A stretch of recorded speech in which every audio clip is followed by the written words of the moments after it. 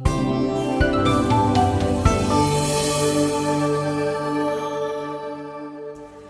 and welcome to the CRIB Child Rights in Business podcast, a bi-monthly show brought to you by the Centre for Child Rights in Business.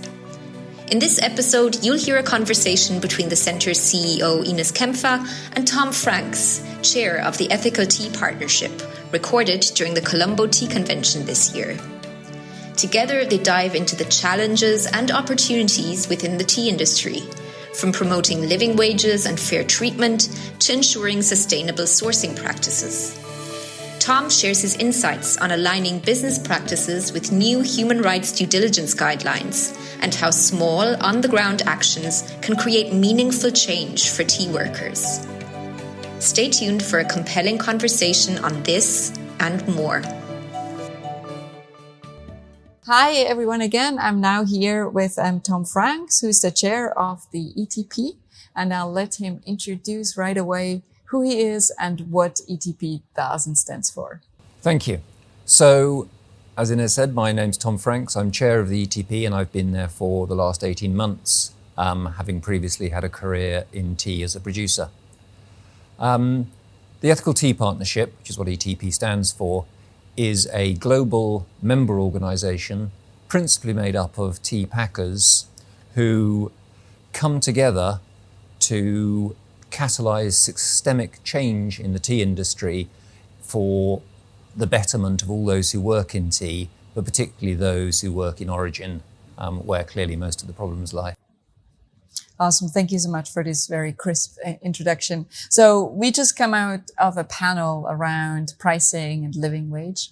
You were part of that discussion as well. So I wanted to give you here the opportunity to talk a little bit about how does ETP try to encourage or work with its members to find ways that sourcing practices, good sourcing practices, which I know is one of the focuses of the ETP,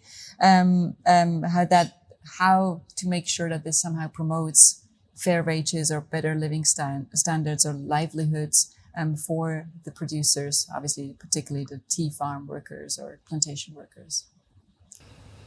Okay, let's hit the big one. Living wages. It's a real issue. Our members are absolutely clear that they would like to see living wages and living incomes in the sector, but at the same time, they have to be realistic that this is a long-term goal. Our ultimate goal, I think, is that we want everyone in the tea industry to earn a decent living, but not only that, to be proud of the job that they've got. And that takes us on beyond wages, but also to equality. Are people being treated fairly? Are women in particular, getting a fair roll of the dice? And are we doing things on an agricultural basis that are good for the environment? There's no point in earning a decent wage if you're actually ruining the planet for everybody else. So it's that combination of a decent wage and a pride in what they do. Now, our members understand that this is a long journey, but because it's a long journey doesn't mean there aren't steps we can't take. And through our membership and through our membership criteria, we try to do two things. One is to encourage not just responsible purchasing practices, but we want to go beyond that into responsible contracting, which is a much wider vision of shared responsibility between producer and buyer.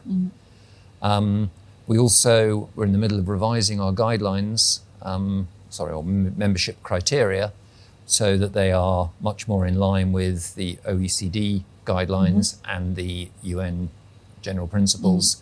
So it's a gradual process, but our members know what they've signed up to. We both hold them to account in doing it, but we actually also spend a lot of time helping them with it. Some of our members are the very largest tea packers in the world. They have the knowledge, they have the expertise, they have rooms full of people who are dedicated to sustainability.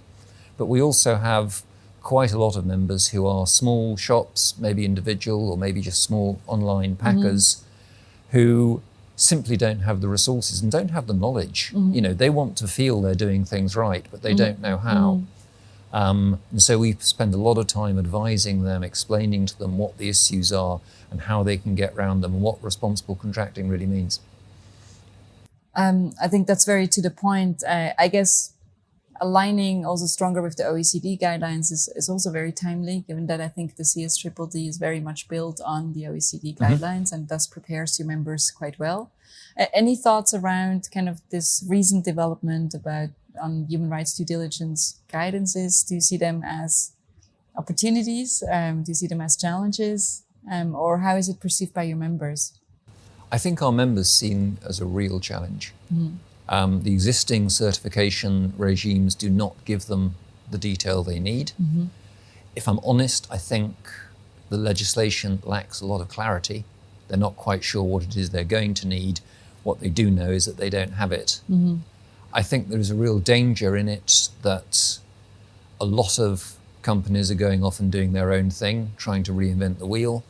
And that is causing a major headache for producers, where everyone is asking for different sets of data in different ways. I think this is a period of transition, and as we come into the next 6 months, year, it will start to clarify. But at the moment, it's very, very tough for everybody. I can imagine. I actually think reading it from a CSO, with CSO eyes, I think makes me partially quite hopeful. I can very much see it as reading of a company eyes. This can be very, very scary. And as you say, there is a risk that it doesn't trigger the right action. There is a risk it triggers, as you say, certification programs will not be enough, or the way they are right now, they won't be enough. So obviously finding joint solutions and not falling into this trap that everybody will just do their thing, or somehow now companies have to have armies of monitors themselves or auditors themselves to somehow feel that they have the information that they need to kind of fulfill the expectations in these laws. That is obviously a very big risk. I think potentially, given that it puts so much weight on better sourcing practices, I think that's where the chance lies of the new guidelines, particularly the CSDDD, not necessarily of other guidelines that have come out in recent years, but the CSDDD puts a very strong weight on questions around pricing, living wage, etc. So that might be an opportunity for an organization like yours to further push that topic as well. I think you're right. I mean, we are working very hard at the moment on half a dozen initiatives along these lines, all of which are similar. One of which is to be talking to the certification bodies, and we've done a big exercise over the last few weeks to ask both producers and packers what they need out of certification in order to meet these guidelines and meet what it is that they need. And we are getting the results of that back in the next couple of weeks. And obviously at that point, Rainforest Alliance and Fair Trade will get a chance to respond and say what it is they want to do. We're working individually with 3 or 4 members on quite separate HR due diligence packages of how it might be done. Is there any way that even between 3 or 4 of them they could combine it? We're talking obviously to Lipton's and their new standards and where they want to go. But it is a worrying time. I can see light at the end of the tunnel that would say there is a solution here that everyone gets together with something that works for everyone. I can also see a solution where people scatter to the 4 winds, and it makes life for producers and actually lives for companies very, very tough for a couple of years. Let's hope that we're going towards the other direction. I know there is a big risk that we don't. And I mean, there's a lot of risk associated with it also, that it just benefits an organization like ours just because we become so important in that whole thing. But that's obviously not the goal. It should benefit the industry, not our industry of associations and consultancies. And there is a risk that the processing costs and the implementation costs and the writing it all down costs totally outweigh any benefits that might be seen on the ground.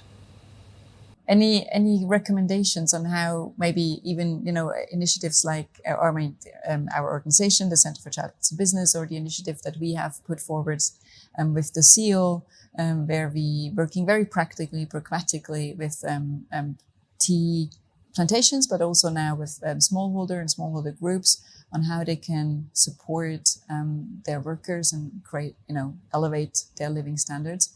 Any suggestions to organizations like that on how we can ensure that our solutions that we are proposing are helping the industry, which in turn obviously will help the plantations and the workers?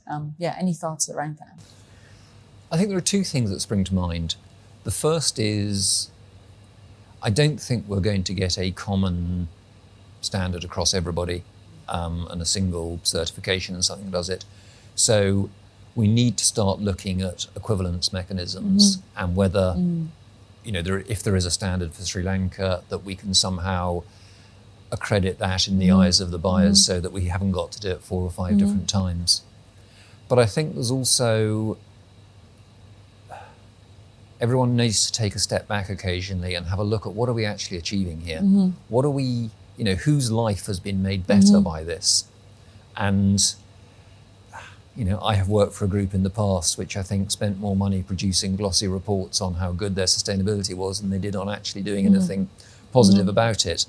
And I always look at it as, 2 hands of the clock. There's a big needle which you can move a tiny way by looking at policy and protocols and this sort of stuff. And there's also a smaller hand that you can push much further on the ground and really make a difference to people's lives. It may not change the world, but it doesn't half put a smile on your face. Awesome. I couldn't agree more on this last point. And I actually, without want to praise ourselves, but that's really the goal of the seal. The seal does not create another standard.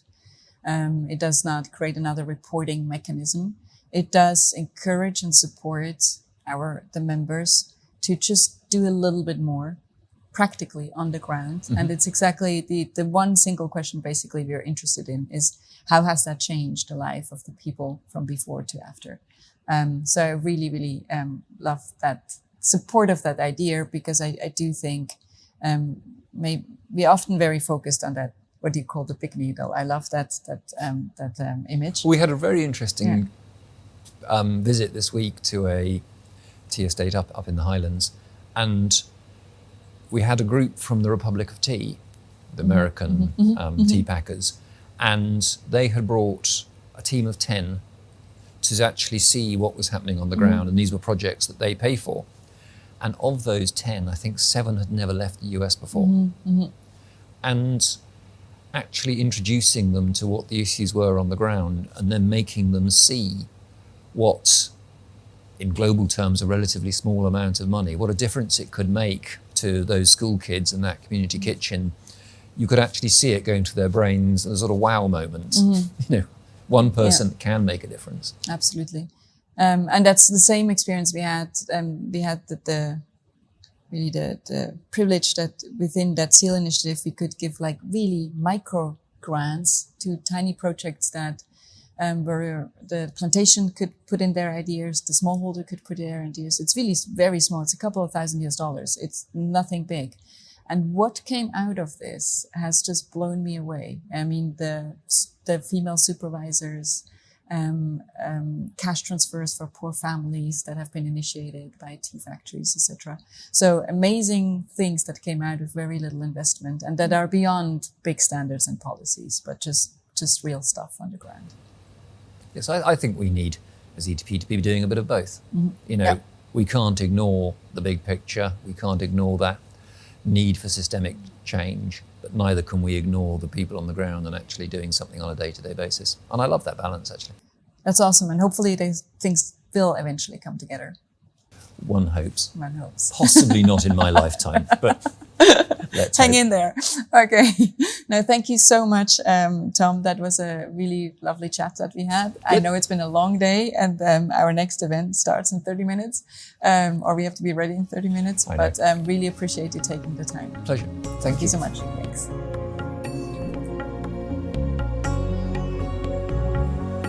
That wraps up today's episode. To learn more about the Ethical Tea Partnership, please visit www.etp-global.org. And for more on the Centre's work, head to www.childrights-business.org. We'll be back in 2 weeks' time with another insightful conversation on human rights due diligence in the global tea sector. Until then, take care.